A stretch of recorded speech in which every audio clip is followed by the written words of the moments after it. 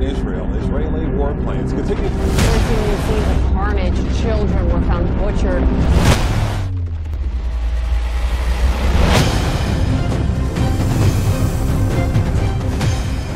Alas 4 ng umaga ngayon sa Gaza Strip at sa Israel.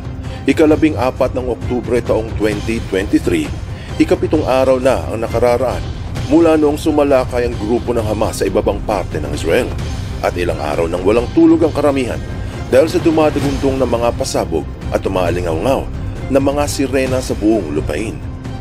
Makalikas kaya ang sobra sa 1 milyong mga nakatira sa itaas ng Gaza Strip o tuluyan na silang hindi masagip?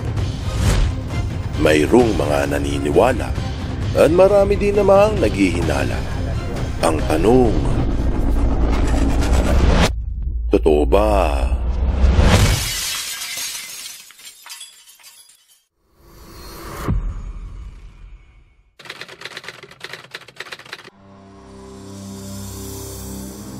Sa kasalukuyan ng pagpatag sa Gaza ay sinabing pasimula pa lamang.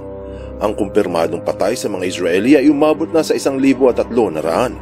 Sa mga Palestinians naman ay 1,900. Iyan ay mga estima lamang dahil sa hindi mapasok ng kinauukulan ang mga kalsada at daanan upang mabilang ng tumpak ang mga nasawi.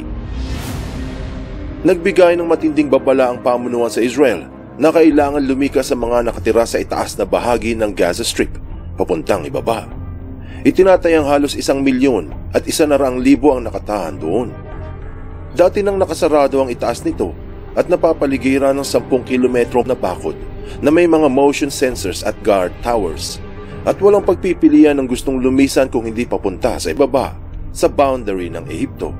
Subalit pinagbabawal ng Egyptian authorities ang illegal na pagtawid sa boundary. Ito ngayon ang mainit na pinag-uusapan kung maaaring ilikas papuntang Ehipto ang mga Palestinians. Sa ngayon, ito ay usapan pa lamang.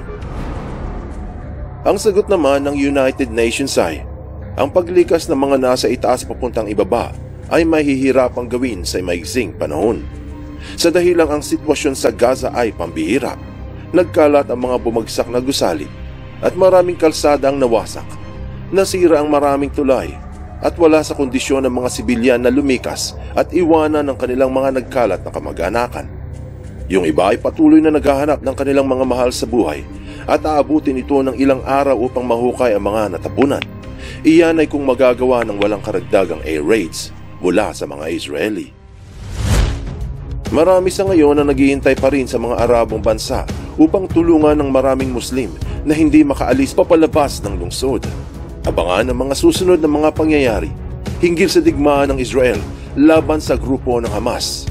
Tandaan, katotohanan ng susi sa tunay na kalayaan.